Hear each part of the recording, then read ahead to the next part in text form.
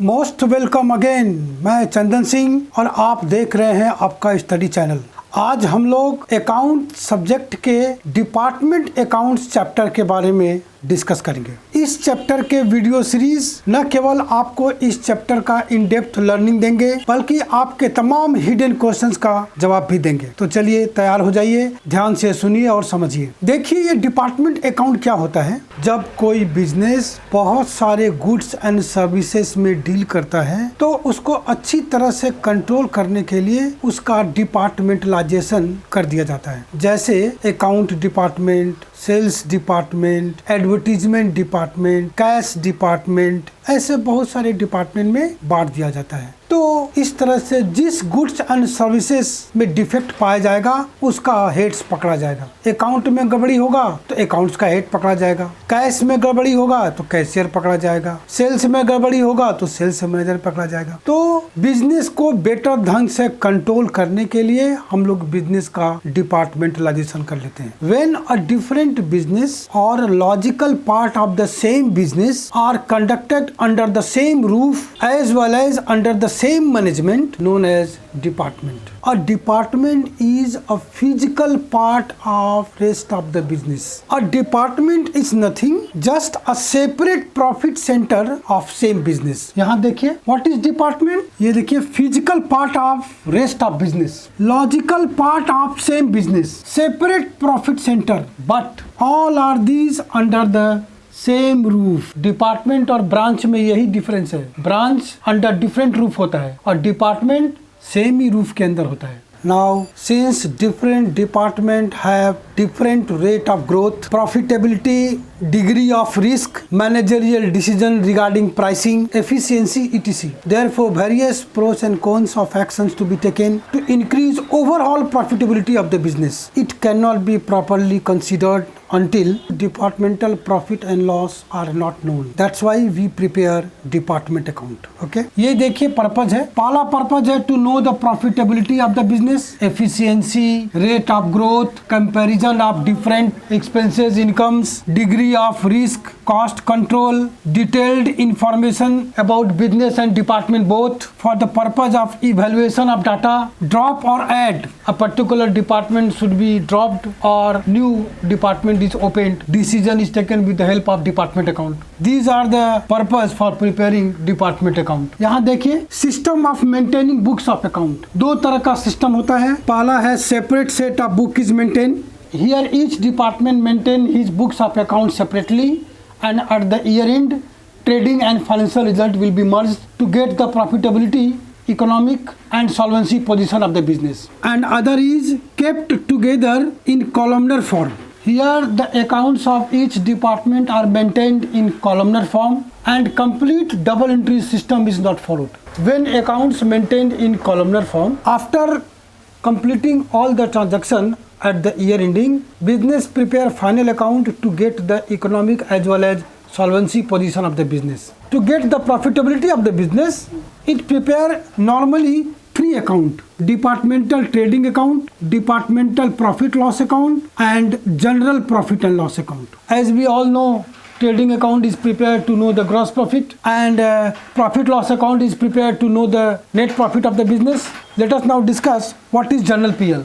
When we prepare departmental trading, departmental profit loss and general profit loss account, there are three types of income and expenses. Those expenses and income which are of particular department transfer to that department. As for example, there are two departments, manufacturing and selling, and there is a advertisement cost. Then it is the expenses of selling department. Direct wages, purchases, carriage inward, these are the expenses of manufacturing department. So those expenses and income which are a particular department transfer to that department. There are some income and expenses which are allocable to the department. We allocate those expenses and income on the basis of suitable base. First take suitable base. ध्यान दीजिए, first take suitable base, thereafter take next suitable base. For example, lighting expenses are allocated on the basis of number of light points. Power expenses are allocated on the basis of horsepower. Rent rates taxes are allocated on the basis of area occupied of the department. Repair, insurance, depreciation are to be allocated on the basis of value of assets. And last, there are some expenses and income which are neither allocated nor for a particular department, then transferred to general profit and loss account. Okay, the balance of departmental trading transferred to departmental PL, and the balance of departmental PL transferred to general PL, and at last the balance of general PL known as combined profit transferred to balance sheet. Here there are some suitable base for allocating the expenses and income. Number one, sales ratio, purchase ratio. Sales ratio help to allocate advertisement, distribution expenses, carriage outward. Purchase ratio help to distribute carriage and freight, discount, etc. As we already discussed, area is space, light point, kilowatt, value of assets, number of employees. It help to allocate all the welfare expenses of the employee, wages or salary. These are the some suitable base to distribute the expenses and income of the department. These are the some basic concept of department account. Now I solve some important examples which help you to understand the whole chapter deeply. Okay चलिए देखिए, ये इस chapter का पहला question है। From the following trial balance prepare departmental trading, departmental profit loss, general PL and balance sheet of the business as on 31 December 2023। ये एक trial balance दिया हुआ है जिसका टोटल है 2,18,000 दोनों तरफ, और ट्रायल बैलेंस के नीचे कुछ एडजस्टमेंट दिया हुआ है। तो जैसे हम लोग फाइनल अकाउंट सॉल्व करते हैं वैसे करते हैं हम लोग। पहले सारे एडजस्टमेंट को कर लेते हैं, उसके बाद ट्रायल बैलेंस के आइटम को उतार देंगे। ये है departmental trading account and profit loss account, और ये है जनरल प्रॉफिट लॉस अकाउंट, और ये लास्ट है बैलेंस शीट।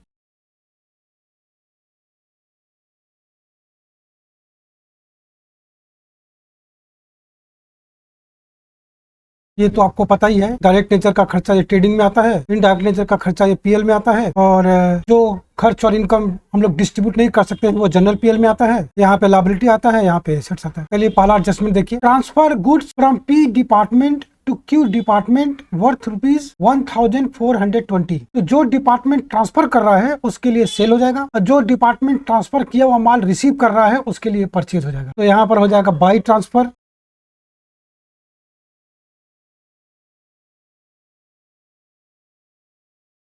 पी के लिए सेल हो जाएगा 1,420, और यहाँ पे हो जाएगा टू ट्रांसफर, क्यू के लिए वो परचेज हो जाएगा।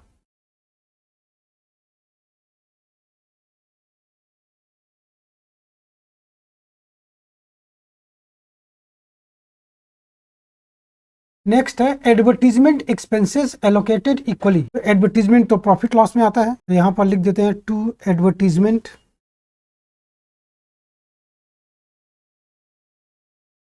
$3,680 है, ये दोनों डिपार्टमेंट में इक्वली बढ़ जाएगा। ये आएगा 1840 दोनों में।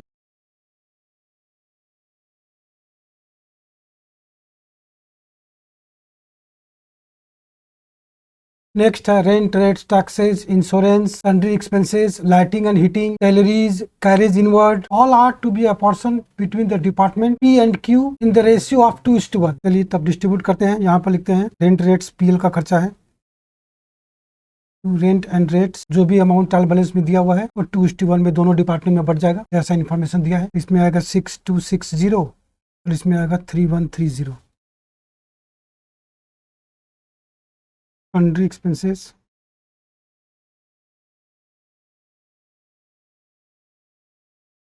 $2,000 and $1,000।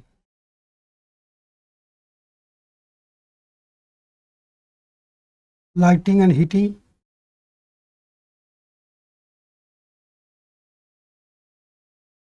$2,400 and $1,200।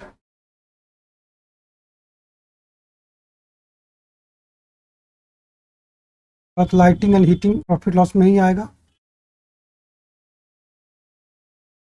1,400 and 700।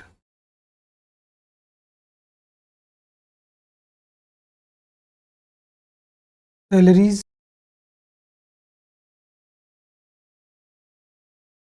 2,000 1,000।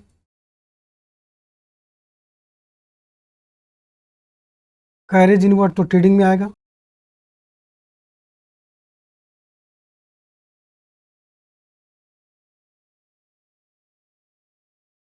1560 एंड 780।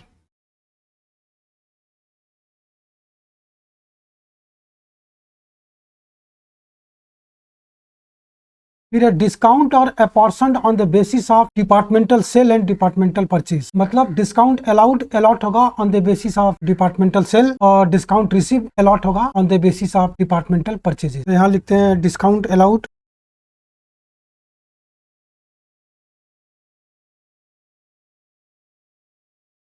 जो भी डिपार्टमेंटल सेल है उसका जीरो हटा के यहाँ पर रेशियो ले लेते हैं। ये आएगा 8080 रेशियो 7125।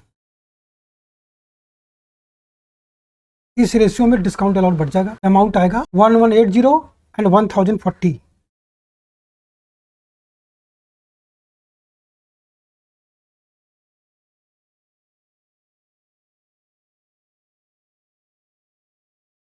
यहाँ आएगा bye discount receive,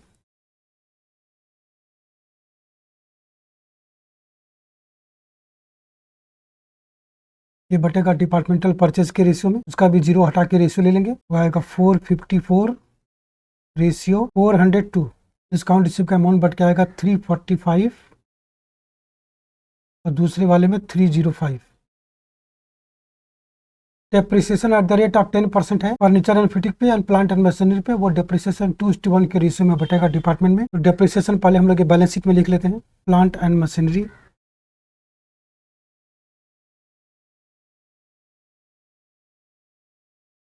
less depreciation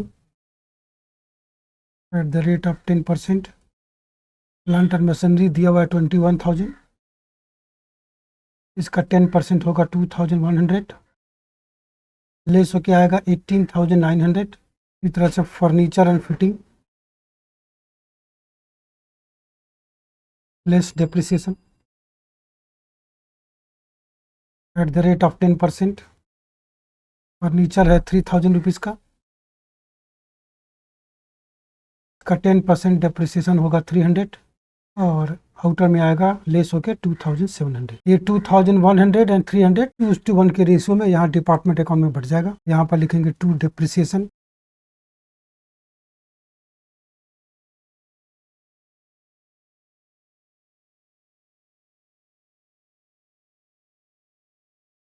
plant and machinery furniture and fixture 2,100 था तो 2:1 में यहाँ पर आएगा 1,400 और इसमें आएगा 700।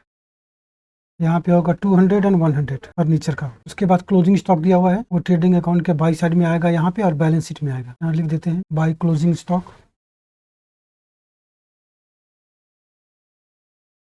13,740 पहला वाला में, दूसरे में 12,050 और यहाँ बैलेंस शीट में भी आ जाएगा। क्लोजिंग स्टॉक लिखिए या स्टॉक इन ट्रेड लिखिए, एक ही बात है। 25,790। सारा एडजस्टमेंट फिनिश हो गया। अब ट्रायल बैलेंस की रिमेनिंग आइटम को जहाँ जहाँ आएगा वहाँ पर पोस्ट करते हैं। ओपनिंग स्टॉक यहाँ सबसे ऊपर आएगा,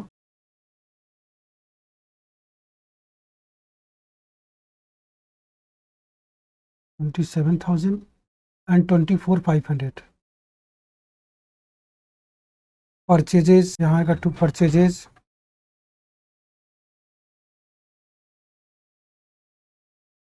पहले वाले का 45,400, दूसरे वाले का 40,200।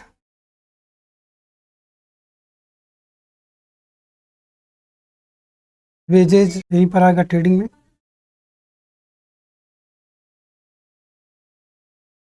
पहले वाले में 6,700, दूसरे वाले में 1,200। Rent rate, sundry expenses, salary, light and heat, discount, advertising, carriage inward, furniture and fitting, plant and machinery, ये सब रिकॉर्ड हो चुका है। ध्यान दीजिएगा, दोबारा रिकॉर्ड मत कर लीजिएगा, इसलिए जिस जिस को उतार लेते हैं क्वेश्चन पेपर में टिक कर लेते हैं। कैंडिडेटर ये आएगा बैलेंस शीट में, यहाँ पे स्टॉक के नीचे ये है 9,060। ड्राइंग्स कैपिटल से लेस होगा, यहाँ लायबिलिटी साइड में आएगा कैपिटल लेस ड्राइंग।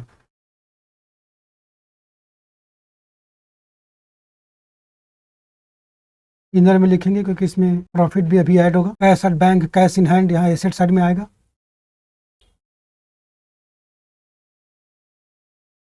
9,900 है या 170 है,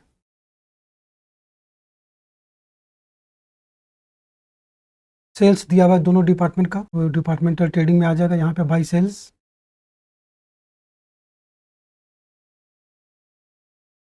पहले वाले का 80,800,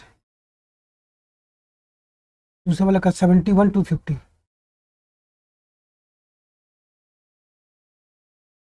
डिस्काउंट रिसीव हो गया। कैपिटल यहाँ आएगा लायबिलिटी साइड में, देखिए लिखा हुआ है, इसका अमाउंट यहाँ बैठा देते हैं 47,660। क्रेडिटर या डेटर के ठीक सामने यहाँ आएगा लायबिलिटी साइड में क्रेडिटर,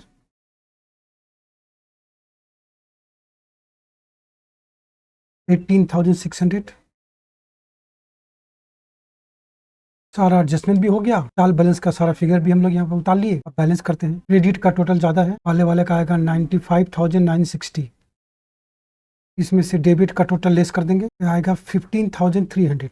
ये निकला gross profit. To gross profit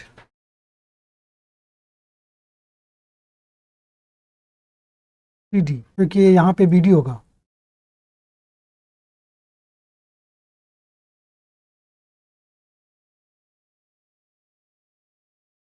$15,300। या फिर आप यहाँ पे लिख सकते हैं to profit loss account dash देके ग्रॉस प्रॉफिट। तो प्रॉफिट लॉस अकाउंट में हो जाएगा बाई ट्रेडिंग अकाउंट डैश देके ग्रॉस प्रॉफिट। दोनों सही है, अगला सम वैसे कर लेंगे। उसी तरह से दूसरे डिपार्टमेंट का टोटल आ रहा है क्रेडिट साइड का 83,300। इधर भी टोटल वही आ रहा है 83,300। डेबिट का सारा लेस कर देंगे तो ग्रॉस प्रॉफिट आ रहा है 15,200। पीएल अकाउंट को भी बैलेंस करते हैं। पहला वाला डिपार्टमेंट का डेबिट का टोटल ज्यादा है, क्रेडिट का टोटल कम है, तो पहले वाले डिपार्टमेंट में लॉस आएगा, तो दूसरे वाले में उल्टा है, उसमें प्रॉफिट आएगा। तो पहले वाले डिपार्टमेंट के डेबिट का टोटल होगा 16,680।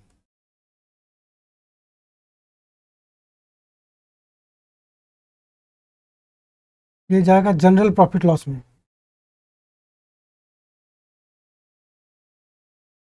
नेट लॉस ये आएगा 1,035। उसी तरह से दूसरे डिपार्टमेंट का क्रेडिट का टोटल ज़्यादा है, टोटल होगा 15,505। यहाँ पर आएगा डेबिट साइड में to general profit and loss account net profit आ रहा है 5,795। सेकेंड वाले में 5,795। अब ये दोनों बैलेंस को उतारते हैं जनरल पीएल में। डेबिट साइड में लॉस वाला आ जाएगा, क्रेडिट साइड में प्रॉफिट वाला आ जाएगा। तो डेबिट साइड में लिखेंगे to departmental profit and loss account.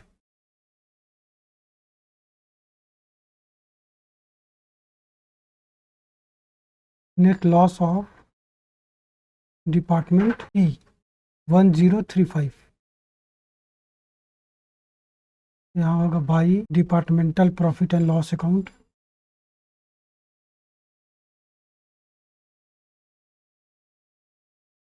Net profit of department Q 5,795। इस क्वेश्चन में तो नहीं है, लेकिन यहाँ पे वो खर्चा और इनकम आता है जिसको हम लोग डिस्ट्रीब्यूट नहीं कर सकते, जैसे इंटरेस्ट हुआ, डिविडेंड हुआ, टैक्स हुआ। ये सब हम लोग यहाँ पे लिखेंगे। अब यहाँ से निकलेगा बैलेंस करके कंबाइंड प्रॉफिट या टोटल प्रॉफिट। यहाँ लिखेंगे टू कंबाइंड लिखो या टोटल लिखो, ये निकल जाएगा बैलेंसिंग फिगर 5,795 टोटल होगा। इसमें से 1,035 लेस होके कंबाइंड पे आ जाएगा 4,760। इस कंबाइंड पीएल को हम लोग यहाँ कैपिटल में ऐड कर देंगे।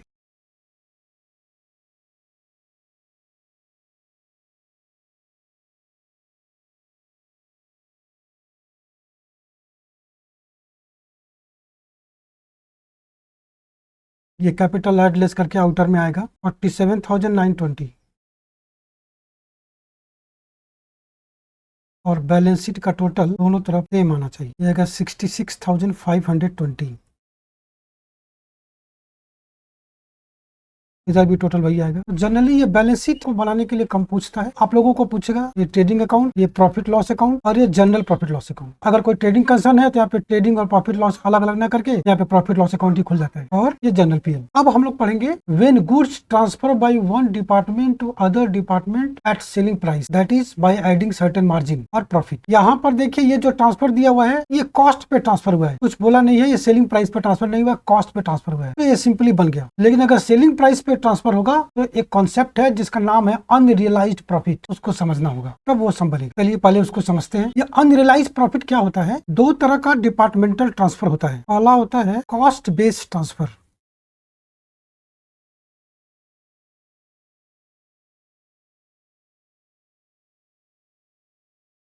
In this case, one department transfer goods to another department on cost, then prepare as usual, जैसे हम लोग ये फर्स्ट नंबर से हम लोग बनाए। तो यहाँ पे अनरियलाइज्ड प्रॉफिट का कोई भी लफड़ा नहीं है। लेकिन अगर मार्केट बेस्ड ट्रांसफर होगा,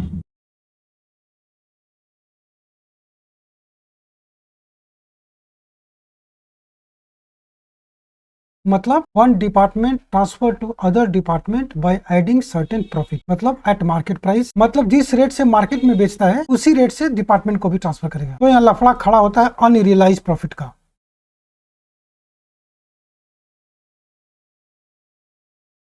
ये अनरियलाइज्ड प्रॉफिट क्या होता है? मान लीजिए एक बिजनेस है, उसका दो डिपार्टमेंट है, एक डिपार्टमेंट ए है, दूसरा है डिपार्टमेंट बी। अब ये डिपार्टमेंट इस डिपार्टमेंट को जो माल ट्रांसफर करता है वो बाय एडिंग सर्टेन प्रॉफिट करके माल ट्रांसफर करता है। इस डिपार्टमेंट के पास जो भी माल पहुंचेगा वो लोडेड प्राइस पर होगा, मतलब बाय एडिंग प्रॉफिट होगा, मतलब कॉस्ट प्लस प्रॉफिट। लेकिन ये जो प्रॉफिट है वो चार्ज किया गया है बाय डिपार्टमेंट ए। ये प्रॉफिट तभी होगा जब ये डिपार्टमेंट बी पूरे ट्रांसफर किए हुए माल को सेल कर देगा। अगर कोई माल अनसोल्ड है तो ये जो डिपार्टमेंट ए डिपार्टमेंट बी के ऊपर प्रॉफिट चार्ज किया था वो हुआ नहीं, रियलाइज नहीं हुआ। And expected income never recorded according to conservative concept. जो अमाउंट बिक्री नहीं हुआ उसके प्रोपोर्शनेट प्रॉफिट को हम लोग बोलते हैं अनरियलाइज्ड प्रॉफिट, और उसको कैंसिल करना होगा to know the total profit of the business. मान लीजिए ये बिजनेस एक्स है, इसका ये दो डिपार्टमेंट है, तो इस एक्स के प्रॉफिट को जानने के लिए हम लोगों को अनरियलाइज्ड प्रॉफिट को कैंसिल करना पड़ेगा। चलिए एक एग्जांपल देके आपको समझाने का प्रयास करते हैं। देखिए ये एक बिजनेस है, इसका दो डिपार्टमेंट है, department A department B. Department A जो भी माल बनाता है वो 20% प्रॉफिट ऐड करके इस डिपार्टमेंट बी के पास भेज देता है। आप यूं समझ लीजिए कि जो डिपार्टमेंट ए है वो मैन्युफैक्चरिंग डिपार्टमेंट है और जो डिपार्टमेंट बी है वो सेलिंग डिपार्टमेंट है। डिपार्टमेंट ए माल मैन्युफैक्चर करके उस पर 20% का प्रॉफिट ऐड करके डिपार्टमेंट बी में भेज देता है। एक छोटा फिगर लेते हैं। मान लीजिए डिपार्टमेंट ए जो है वो 100 रुपीज के कॉस्ट का माल मैन्युफैक्चर किया, इस पर 20% का प्रॉफिट ऐड करके डिपार्टमेंट बी के पास जो माल पहुंचा वो 120 हुआ। तो डिपार्टमेंट ए में प्रॉफिट शो कर रहा है कितना?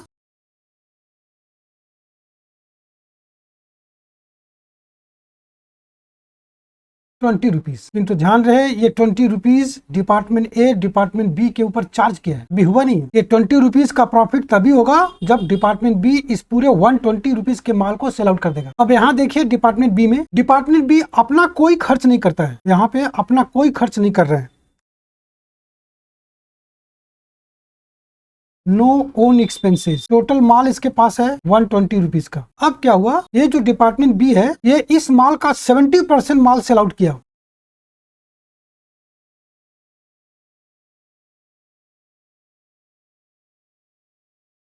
कितना रुपीज में? 110 रुपीज में। एंड 30% माल अनसोल्ड है। तो 120 का 70% हुआ 84 रुपीज, उसको बिक्री किया है 110 में। तो यहाँ पे प्रॉफिट कितना हुआ? 110 माइनस 84, ये हुआ ₹26। अब हम लोग अगर इस बिजनेस का प्रॉफिट जानना चाहें कि बिजनेस का प्रॉफिट कितना हुआ, तो डिपार्टमेंट ए से हुआ 20 रुपीज, डिपार्टमेंट बी से हुआ 26 रुपीज।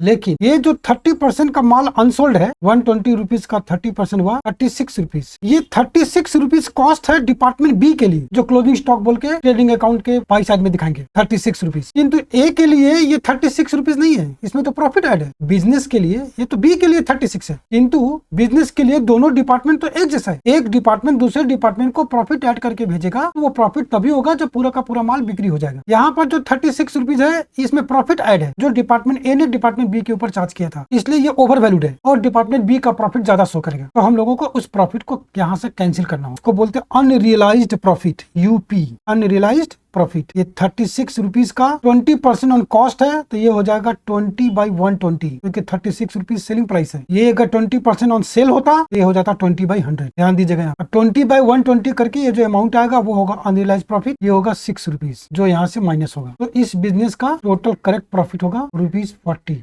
नहीं तो शो करेगा 46, इसमें से 6 रुपीज का प्रॉफिट अभी तक हुआ नहीं है, इसी को बोलते हैं अनरियलाइज्ड प्रॉफिट। ठीक है, यहाँ पर हम लोगों ने जो सम किया उसमें ये जो बी डिपार्टमेंट है जिसको माल ट्रांसफर किया गया है, ये अपना कोई खर्च नहीं किया। यहाँ ध्यान दीजिए, ये अपना कोई खर्च नहीं किया। लेकिन अगर ये अपना भी कोई खर्च करता है, डिपार्टमेंट बी, ये जो 120 है इसमें खर्च भी इंक्लूड होगा, मतलब इस स्टॉक में खर्च भी इंक्लूड है, तो इसका ब्रेकअप करना पड़ेगा, क्योंकि प्रॉफिट स्टॉक पे है, एक्सपेंसेस पे नहीं है। यही एग्जांपल यहाँ देखिए, सेम एग्जांपल है। ये डिपार्टमेंट ए 100 रुपीज के कॉस्ट के माल को बनाया और कॉस्ट पे 20% प्रॉफिट ऐड करके इस डिपार्टमेंट को 120 रुपीज में ट्रांसफर कर दिया। तो यहाँ प्रॉफिट हुआ 20 रुपीज, यानी पहला डिपार्टमेंट में प्रॉफिट हुआ 20 रुपीज। अब यहाँ पे ये जो ओन एक्सपेंसेस नील है, इसलिए एग्जाम्पल में यहाँ पे हम लोग कुछ एक्सपेंसेस ऐड कर देते हैं। मान लीजिए 30 रुपीज का ओन एक्सपेंसेस है, तो ये हमारा टोटल हो गया 150। अब डिपार्टमेंट बी के लिए इस गुड्स का टोटल कॉस्ट हो गया 150। अब उसी तरह से डिपार्टमेंट बी जो है इस 150 रुपीज का 70% माल सोल्ड किया है 110 में, तो यहाँ पे प्रॉफिट कितना हुआ, 110 में सेल किए हैं और 150 का 70% होगा 105, तो यहाँ पे प्रॉफिट होगा 5 रुपए का। ये 5 रुपए का प्रॉफिट हुआ, टोटल प्रॉफिट हुआ 25 और अब यहाँ से अनरियलाइज्ड प्रॉफिट लेस होगा। अब ये जो 30% माल बचा हुआ है ये अनसोल्ड है। अब जैसे यहाँ हम लोग लोडिंग निकाल दिए थे सीधा 20/120 करके, जो माल बचा हुआ था, यहाँ पे ऐसे नहीं होगा, क्योंकि इस अनसोल्ड माल में ये जो 30 रुपीज का ओन एक्सपेंसेस किया है इसका भी प्रोपोर्शनेट अमाउंट इसमें इंक्लूड है, और उस एक्सपेंसेस के ऊपर लोडिंग नहीं है। हम लोगों को इस 45 रुपीज का ब्रेकअप करना पड़ेगा कि कितना एक्सपेंसेस है और कितना स्टॉक है जो ट्रांसफर हुआ है, मैंने ट्रांसफर पार्ट, स्टॉक बोलिए या ट्रांसफर पार्ट बोलिए, कितना एक्सपेंसेस है और कितना स्टॉक है या ट्रांसफर पार्ट। तो स्टॉक या ट्रांसफर पार्ट के ऊपर लोडिंग होगा, सीधा इस पर निकाल देंगे गलत हो जाए, यही गलती होता है, ध्यान दीजिएगा। देखिए इसका ब्रेकअप भी दो तरीके से होता है, या तो आपको रेशियो या परसेंटेज दिया रहेगा कि कितना स्टॉक है और कितना एक्सपेंसेस है,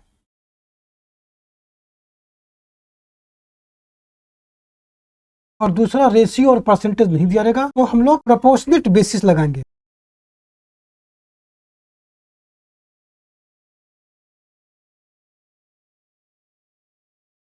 ये क्या है देखिए, जैसे मान लीजिए यहाँ पे रेशियो परसेंटेज में बोला कि 90% स्टॉक है एंड 10% एक्सपेंस है, या स्टॉक और एक्सपेंसेस 9:1 के रेशियो में, तो हम लोगों को यहाँ पे ट्रांसफर पार्ट या फिर स्टॉक ये निकालना पड़ेगा। तो इस 45 रुपीज का 90% ट्रांसफर पार्ट है या स्टॉक है जिसके ऊपर लोडिंग है, ये आएगा ₹40.50। इसके ऊपर अनरियलाइज्ड प्रॉफिट होगा, therefore unrealised profit equals to 40.50 into 20/120। यहाँ भी ध्यान दीजिएगा, ये 20% ऑन कॉस्ट है, ये अगर 20% ऑन सेल होता तो ये 20/100 हो जाता, इक्वल्स टू ₹6.75। और यहाँ पे प्रोपोर्शनेट बेसिस लगाएंगे। कैसे, इसका कैलकुलेशन हम लोग यहाँ कर लेते हैं। देखिए यहाँ लिखेंगे टोटल स्टॉक और यहाँ लिखेंगे ट्रांसफर पार्ट। अपने लोग को पता है कि यूनिटरी मेथड में जो चीज कंप्यूट करना होता है उसको राइट साइड में यहाँ लिखते हैं लास्ट में। यहाँ देखिए टोटल स्टॉक कितना है, ये 150 है, तो ट्रांसफर पार्ट ये है 120। तो अगर टोटल स्टॉक 1 होगा तो ट्रांसफर पार्ट कितना होगा, 120 डिवाइडेड बाई 150। तो अगर अनसोल्ड स्टॉक हमारा 45 है तो ट्रांसफर पार्ट कितना होगा, 120 डिवाइडेड बाई 150 इंटू 45। ये निकल जाएगा कितना का स्टॉक है या ट्रांसफर पार्ट, ये आएगा 36 रुपीज। अब इसके ऊपर अनरियलाइज प्रॉफिट होगा, यानी अनरियलाइज प्रॉफिट होगा 36 इंटू 20/120, ये आएगा 6 रुपीज। तो अगर ये मेथड से करेंगे अनलाइज प्रॉफिट आएगा 6.75, और अगर इस मेथड से करेंगे तो अनलाइज प्रॉफिट आएगा 6 रुपीज। लेस करके अब यहाँ पे टोटल प्रॉफिट निकलेगा बिजनेस का। ये जो अनलाइज प्रॉफिट है इसको हम लोग कैंसिल करते हैं जनरल प्रॉफिट एंड लॉस में। डिपार्टमेंटल ट्रेडिंग पीएल वैसे ही बनाएंगे, ये जो बनाते हैं हम लोग जनरल प्रॉफिट लॉस, ये वाला अकाउंट क्लोजिंग स्टॉक वाला अनलाइज प्रॉफिट यहाँ आएगा डेबिट साइड में, तो स्टॉक रिजर्व बोल के लिखेंगे यहाँ पे हम लोग, और ओपनिंग वाला का यहाँ पे आएगा बाय स्टॉक रिजर्व बोल के, ओपनिंग का लोडिंग यहाँ लिखेंगे हम लोग। ओके चलिए आप इस पर बेस क्वेश्चन करते हैं जिसमें अनलाइज प्रॉफिट का कैलकुलेशन होगा। चलिए